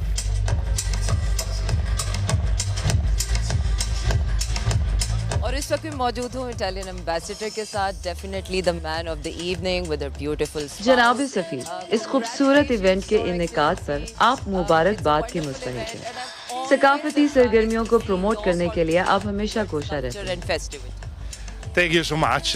We decided tonight to organize a joint culture event. आज की तकरीब का मकसद पाकिस्तान और इटली के फनकारों, खास तौर पर डिजाइनर्स को एक जगह इकट्ठा करना था। मैं समझता हूं कि सकाफत का फ्यूचर एक दूसरे के साथ हम आहंगी में ही है। आज की ये तकरीब इटली के नए सिफारत खाने में मुनक्किद की गई है। ये सिफारत खाना रिकॉर्ड 9 माह के अंदर बनाया गया है। ये सिफारत खाना पाकिस्तान में हमारी लेगेसी को जारी रखेगा। It will finish in another 4 months, so more or less 1 year. And it will be our legacy to Pakistani people before we leave. So may I ask you, and I think fashion is the most. Fashion खवातीन के बगैर नामुकम्मल है। आप इस बारे में क्या कहना चाहेंगे? So what do you have to say about it? It was a nice idea. ये आइडिया मुझे बहुत अच्छा लगा। दोनों मुल्कों के लोग रंगों से मोहब्बत करते हैं। हमारे साथ आज इस शब में इटली के डिज़ाइनर्स भी मौजूद हैं, जिन्होंने पाकिस्तान के नॉर्दर्न एरियाज़ के लिबास ज़ेबतन कर रखे हैं। To enjoy the show. Italy पूरी दुनिया में अपने फैशन सेंस की वजह से ही पहचाना जाता है। इसी तरह पाकिस्तान अपनी रंगारंग सकाफत की वजह से जाना जाता है। मुझे दोनों मुल्कों का इश्तराक देखकर बहुत खुशी हुई। Thank you. बहुत शुक्रिया। ये मुस्तकबिल में भी जारी रहेगा। But we will go with it. मुस्कुराते चेहरे और खूबसूरत लिबास सर्दियों की इस शाम को और भी खूबसूरत बना दिया है। इटालियन एम्बेसी का बहुत शुक्रिया कि उन्होंने आज की इस शाम में पाकिस्तानी और इटालियन कल्चर को जिस खूबसूरती से पेश किया है। आई होप कि आप सब हैरान हो गए होंगे। यहाँ पर आए लोग काफ़ी खुशी भरे अंदाज में यहाँ से वापस जा रहे हैं, and I am also very happy. I hope you have also enjoyed. अपना रखिएगा ख्याल, होगी आपसे अगले हफ्ते फिर मुलाकात। मुझे दीजिए इजाज़त, अल्लाह हाफिज़। Welcome back to Expresso. और एक और एक्सप्रेसो हीरो से आपकी मुलाकात करवाते हैं। इनका ताल्लुक ओबियसली स्पोर्ट्स से है, सोशल साइंसेस से या सोशल सर्विसेज से नहीं है। आपको हम मिलवाने जा रहे हैं जिन प्लेयर से। उन्होंने 7वीं साउथ एशियन कराटे चैंपियनशिप में 50 किलोग्राम कैटेगरी के अंदर जो माइनस क्लास है इसमें गोल्ड मेडल अपने नाम किया। पहली फाइट में श्रीलंकन प्लेयर को हराया, दूसरी फाइट में नेपाल और तीसरे यानी कि फाइनल में इंडिया की प्लेयर को हराया और जीता जी इस अवार्ड को, इस टाइटल को। बहुत सारे मेडल्स इस वक्त भी वो पहने हुए हैं। हम बात कर रहे हैं लाइबा जिया की, उन्हीं से हमने बात करनी है और उनसे जानना है कि इतना कुछ उन्होंने कैसे कर लिया। इस वक्त लाइव हमारे साथ मौजूद है। बिल्कुल लाइबा, अस्सलाम वालेकुम, गुड मॉर्निंग एंड कांग्रेचुलेशंस। कैसी हैं आप? वालेकुम सलाम, good morning, thank you so much. मैं ठीक ठाक, आप कैसी हैं? ठीक है, बिल्कुल ठीक। लाइबा, इतना ज़बरदस्त आपने परफॉर्म किया है, पहले नेपाल को हराया, फिर पहले Sri Lanka, then Nepal and then India. ये जो आप इतना ज़बरदस्त किस्म का स्पोर्ट के अंदर परफॉर्म कर रही हैं, कैसे, कब से कर रही हैं ये कराटे? ये मैंने कराटे स्टार्ट किए थे जब मैं 5th क्लास में थी, आई थिंक सो 11 इयर्स की थी मैं तब, और मैंने तब से कराटे स्टार्ट किए। तब शौक था, स्कूल में स्टार्ट हुए ऐसे, और मेरे पापा को सब कुछ शौक था कि मतलब मैं करूँ ना कराटे, और मुझे भी बहुत ज़्यादा इस चीज़ का क्रेज था और पैशन था कि मैं किसी ऐसी फील्ड में जाऊँ। और फिर मैं गई और अल्हम्दुलिल्लाह 2015 में मेरा फर्स्ट नेशनल मैं चैंपियन बनी कैडेट जूनियर में। और देन उसके बाद मैंने अपना डिपार्टमेंट पाकिस्तान वापस ज्वाइन किया और अल्हम्दुलिल्लाह 5 टाइम्स लगातार मैं नेशनल चैंपियन हूँ। और इंटरनेशनल में भी रोज गेम्स में गई, वहाँ पे मैंने मेडल जीता। और ये मेरी सेकंड इंटरनेशनल और फर्स्ट साउथ एशियन थी। ये नेपाल में साउथ एशियन थी फर्स्ट मेरी, जिसमें मैंने गोल्ड मेडल जीता अल्हम्दुलिल्लाह। और फर्स्ट फाइट मैंने अल्हम्दुलिल्लाह श्रीलंका को नॉकआउट की। सेकंड नेपाल का ही होम ग्राउंड था और नेपाल को मैंने वहाँ पे अल्हम्दुलिल्लाह शिकस्त दी, और फाइनल में मैंने इंडिया को हराया अल्हम्दुलिल्लाह। और ये मैं बहुत शुक्रगुजार हूँ कि सर मोहम्मद जहांगीर की, Pakistan karate federation, sir Mohammad Jahangir, मेहमान दिलीप संधू, जिनकी वजह से ये हमें अपॉर्चुनिटी मिली। और thanks to my coaches, my teachers, sir Rehan और सर इम्तियाज अली, जिन्होंने हमें इसमें सपोर्ट किया, और मेरे वापदा के कुछ कोचेस जिन्होंने मुझे बहुत सपोर्ट किया इस जर्नी तक। तो अल्हम्दुलिल्लाह ये सब उनकी वजह से भी मैं अचीव कर पाई। बेशक उनकी वजह से, उनकी डेफिनेटली एक टीम वर्क होता है, लेकिन एफर्ट आपकी है और हम बहुत ज़्यादा, हमें फ़ख्र है आपकी इस एफर्ट के ऊपर, the way you have made to this title. सबसे टफ मैच इनमें से क्या फाइनल मैच ही था अगेंस्ट इंडिया, और क्या वो एक प्रेशर मैच था? क्योंकि एक तो हमारा रिवायती हरीफ है, फिर आपका गेम भी मारकुटाई वाला है, तो उसमें थोड़ा सा वो जज्बात ज़्यादा हो जाते हैं। तो how was that match? I mean final के बारे में हमें बताइए। हाँ जी, फाइनल जब स्टार्ट हुआ तो इंडिया का क्राउड काफी ज्यादा था, बहुत ज्यादा। और हमारा पाकिस्तान का थोड़ा प्लेयर्स हम लोग कम गए थे, क्योंकि हम लोग के फाइनेंशियली इशू होते हैं। उनकी फुल फेडरेशन सब अपने प्लेयर्स को लेके आती है, क्योंकि उनको फुल फाइनेंशियली सपोर्ट करते हैं। अच्छा। तो ये था, उनका भी शोर था, हमारा भी शोर था, और अल्हम्दुलिल्लाह मैंने उनके क्राउड को वहाँ पे चुप कराया। ये बहुत बड़ी बात करा दिया आपने। इंडिया के क्राउड के बड़े बुरे दिन चल रहे हैं। ऑस्ट्रेलिया ने उनको अहमदाबाद में चुप कराया, आपने नेपाल में चुप करा दिया। तो टेक्निकली हमें बताइए, इस वक्त पाकिस्तान के अंदर जो आपका गेम है, कराटे है, ये कहाँ पे स्टैंड करता है? और साउथ एशिया में तो आप चैंपियन बन गई, क्या हम आगे भी प्रोसीड कर सकते हैं, इंटरनेशनल कॉम्पिटिशन्स को हिट कर सकते हैं? आपके क्या प्लान्स हैं?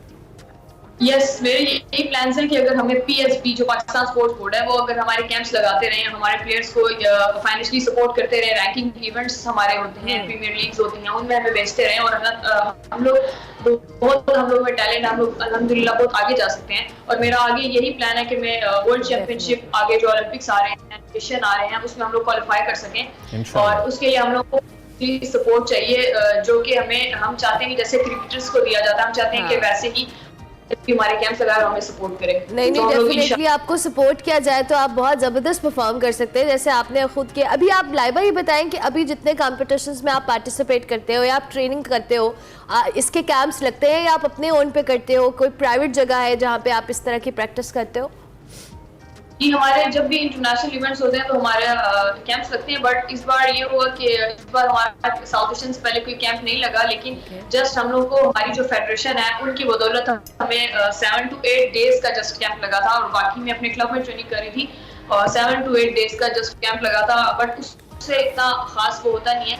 लेकिन हम अपनी फेडरेशन के मैं शुक्रगुजार हूँ कि उन्होंने हमें ट्रेनिंग कैंप्स हमें एंड पे थोड़ा सा दिया, और जिसकी वजह से हम लोगों ने उसको अचीव किया अपनी टारगेट। तो लाइबा शुरू से ही, क्योंकि जो स्पोर्ट्समैन होता है, स्पोर्ट्स वुमेन होती हैं, इनकी लाइफ में कुछ ना कुछ ऐसा भी होता है कि आपको लगता है कि आप नहीं कर सकते, कुछ लोग डिस्करेज भी करते हैं, आपको कहते हैं कि तुमसे नहीं होता, छोड़ दो, फिर ट्रेनिंग्स बड़ी हार्ड होती हैं, समटाइम्स आप बंदा कहता है मैं गिव अप कर दूं, क्या मैं अपना टाइम इसमें दे रहा हूं। कोई ऐसा लम्हा भी आया आपकी जिंदगी में और फिर अपने आप को आपने गियर अप किया एंड देन माशाल्लाह अब आप चैंपियन हैं? कोई ऐसा लम्हा आया जिससे आप फिर आगे चली? जी ऐसा होता है, आप तब तक अच्छे प्लेयर नहीं बन सकते जब तक आप अपना फेलियर नहीं देखते। जब आप फेलियर देखते हो आप उससे सीखते हो और उसको मेरे पे भी आया एक दफा, मतलब मैं एक दफा नेशनल में हार गई और मेरे लिए बहुत ज्यादा वो था, शॉकिंग मोमेंट था। मतलब मैं कभी भी नहीं हारी नेशनल में अपने डिपार्टमेंट से, मैं लगातार कंसेक्यूटिव चैंपियन थी। सो मैं हारी और मैंने अपनी गलती से सीखा, बट ये था कि नहीं, गिव अप तो कभी भी नहीं कर सकते, क्योंकि अगर आप एक आपका पैशन है, आप गिव अप कर दोगे फिर वो आपका कोई फायदा नहीं रहेगा। तो आप अपने उस गलती से सीखो और आप मेहनत करो, हार्ड वर्क करो, अल्लाह ताला पे छोड़ दो और इंशाल्लाह ताला वो आपको बेटर रिजल्ट्स मिलेंगे। इंडीड। फैमिली का क्या रिएक्शन था? अम्मी अब्बू माशाल्लाह बेटी चैंपियन है, अब तो प्रोटोकॉल भी चैंपियंस वाले होने चाहिए। भी होंगी, कराटे आते हैं मुझे। बहन भाइयों में तो बड़ा रोब भी होता होगा, कजन्स वगैरह में।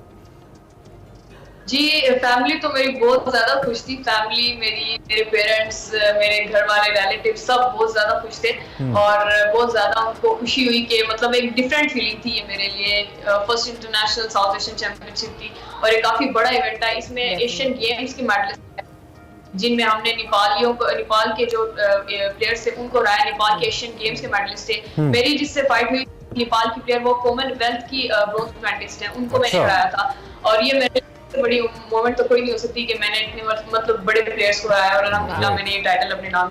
जबरदस्त जबरदस्त। Laiba we are so proud of you, आप हमारा हीरो है, हमारा फख्र है। Thank you very much, we wish you a very best of luck for your future, कि आप इसी तरह से खेलती हैं और जिस तरह आपने भी रिक्वेस्ट की, हम आपके बिहाफ पे भी रिक्वेस्ट करेंगे पाकिस्तान स्पोर्ट्स बोर्ड से कि आप इन प्लेयर्स को ओन करें, इनको कैंप्स लगा के दें, इनको फैसिलिटीज दें, ताकि अगर ये अभी अपने तौर पे इतना सब कुछ कर रहे हैं तो अगर आप स्टेट इनको फैसिलिटेट करेंगी तो ये क्या कमाल कर करेंगे। और इससे पहले कि हम जाएं, हम जरूर चाहेंगे लाइबा आप अपने मेडल जरा हमें स्क्रीन पे डिस्प्ले करें। हम अपने नाज़रीन के साथ इस खुशी को शेयर करना चाहते हैं, आपकी इस अचीवमेंट को शेयर करना चाहते हैं। So these are the medals जी जो कि लाइबा ज़िया ने जीते हैं। So proud of you Laiba, God bless you and God bless your family. Coaches, अल्लाह करे आप ऐसे ही एजाज़ात लाती रहें। हम एक ब्रेक लेते हैं, ब्रेक के बाद वापस आते हैं।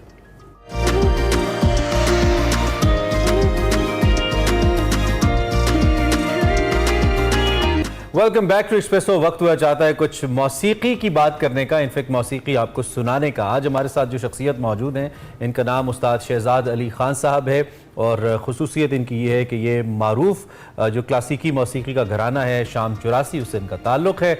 और जब घराने का मैंने नाम लिया है तो इनकी मौसीकी के हवाले से लेगेसी क्या है वो तो आपको समझ आ ही गई होगी। आज हमारे साथ यहाँ पे मौजूद हैं, बुनियादी तौर पे हॉलैंड के अंदर रहते हैं, यूरोप में रहते हैं, लेकिन पाकिस्तान में थे तो हमने कहा ज़रा खान साहब को इन्वाइट किया जाए और उनसे आज कुछ सुना जाए। इनके साथ राहिम अली खान, इनके साहबजादे हैं, यंग हैं, वो भी गा रहे हैं और वो भी आज हमारे साथ स्टूडियोज़ में मौजूद हैं। आप दोनों शख्सियात का बहुत शुक्रिया, thank you very much for joining us. आप कैसे हैं खान साहब? ठीक ठाक? अल्हम्दुलिल्लाह मैं ठीक हूँ। कैसा जा रहा है आपका पाकिस्तान के अंदर स्टे? ठीक चल रहा है? बड़ा अच्छा चल रहा है जी। अच्छा ठीक जा रहा है। थोड़ा सा कुछ बताइए हमें अपने काम के हवाले से, कैसा? जी मैं पिछले 15 साल से यूरोप में हूँ और वहाँ भी एज ए म्यूज़िक टीचर काम कर रहा हूँ मैं। अच्छा। तो तकरीबन पूरा यूरोप और अमेरिका कनाडा भी मैंने टूर किया हुआ है। तो इसी तरह से जो घराने की लेगेसी है वो लेके चल रहे हैं हम लोग। तो वहाँ पर क्लासिकल मौसीकी को लेकर लोगों का इंटरेस्ट, ऑब्वियसली आपने कहा आप म्यूजिक पढ़ाते भी हैं वहाँ पे, क्या इंटरेस्ट है, किस तरह से लोग उसको सुनते हैं, पसंद करते हैं? बहुत हाँ जी, क्लासिकल म्यूजिक सुना जाता है वहाँ। फ्रांस में मैंने काफ़ी परफॉर्म किया है। अच्छा।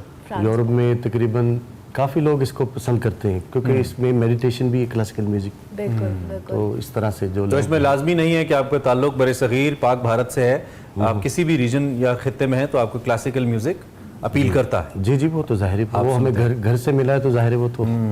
और राहिम साहब आपका कैसा जा रहा है ये सफ़र?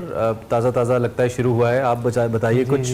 बाबा से सीखते हैं आप? जी जी। कैसा जा रहा है? अच्छा है? जी अच्छा है। अच्छा, और क्या गाते हैं आप? यूजुअली किस जॉनरा को गाते हैं आप ज़्यादा? ज़्यादातर क्लासिकल सुनते हैं। क्लासिकल सुनते हैं और ज़्यादातर मतलब पॉप या यही तो चलते हैं, जो मिल जाए वो गा लेते हैं, लेकिन बेस ओब्वियसली क्लासिकल आप सीखे होंगे तो क्लासिकल कुछ भी गा लेंगे। सब ज़रा अपना तारुफ आवाज़ से कराइए ज़रा, हमारे देखने वालों को पता चले प्लीज़। मेरे एक वालिद साहब ने मशहूर गज़ल गाई है जी। कलाम है अब्दुल हमीद अदल साहब का।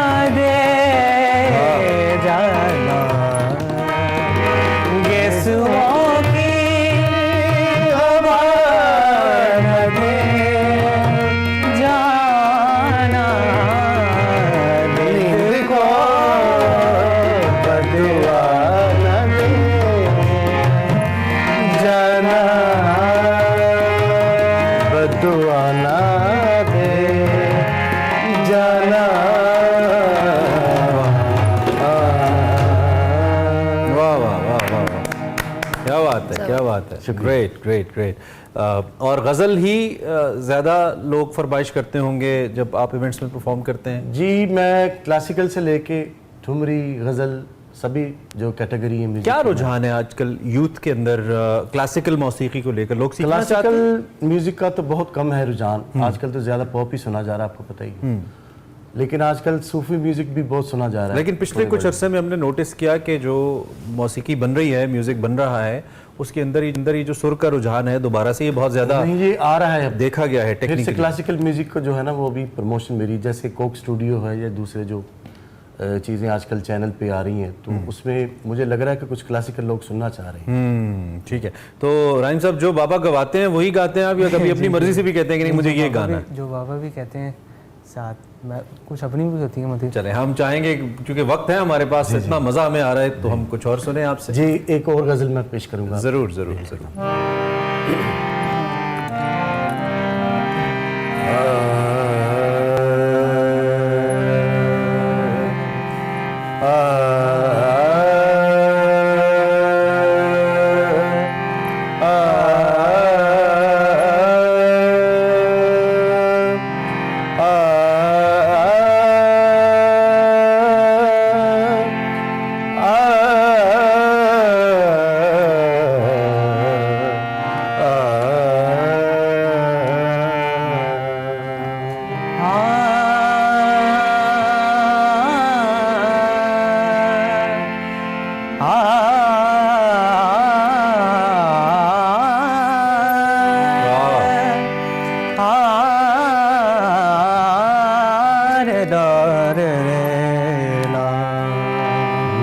मैं ख्याल हूँ किसी और का, मैं ख्याल हूँ किसी और का, मुझे सोचता कोई और है, मैं ख्याल हूँ किसी और का, मुझे सोचता कोई और है, सरे आईना मेरा अक्स है, सरे आईना मेरा अक्स है, पस आईना कोई और है, मैं ख्याल हूँ किसी और का।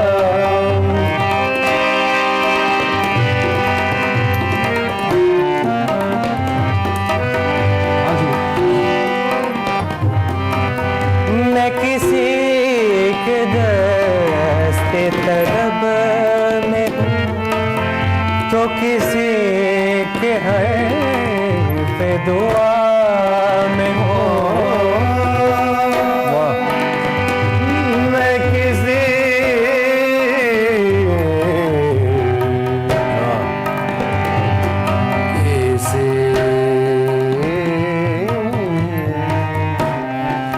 मैं किसी के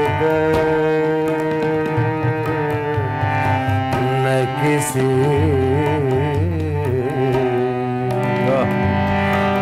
मैं किसी वाह मैं किसी के मैं किसी के से तलब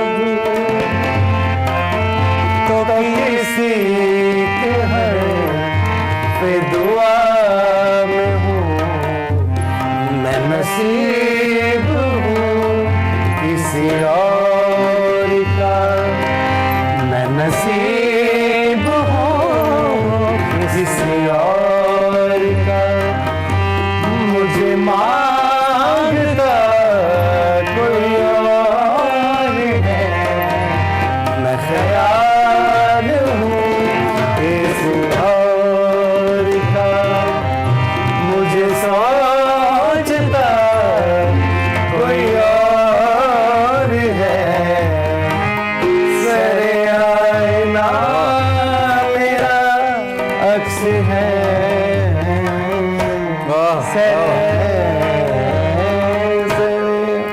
आईना मेरा अक्स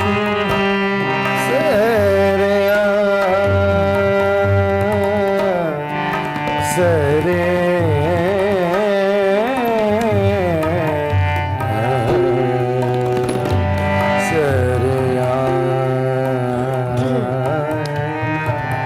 सरे वाह वाह वाह सरे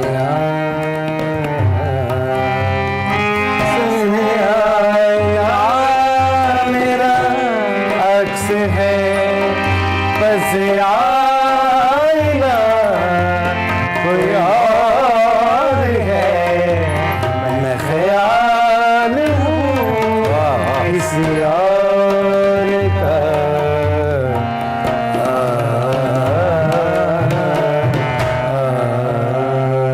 वाह वाह वाह वाह खान साहब, बहुत खूबसूरत, बहुत मज़ा आया। बहुत शुक्रिया आप तशरीफ़ लाए और बहुत अच्छा लगा हमें। अल्लाह सुबह हम उम्मीद करते हैं हमारे देखने वालों ने भी शहजाद अली खान साहब को सुना और राहिम अली खान को सुना। आपको अगर अच्छा लगा तो ज़रूर you can find them on social media. हमने कहा आज डिफरेंट टच, थोड़ा क्लासिकल, थोड़ा गज़ल का टच आपको देते हैं। सो एक ब्रेक लेते हैं जी, ब्रेक के बाद आपको दोबारा ज्वाइन करते हैं।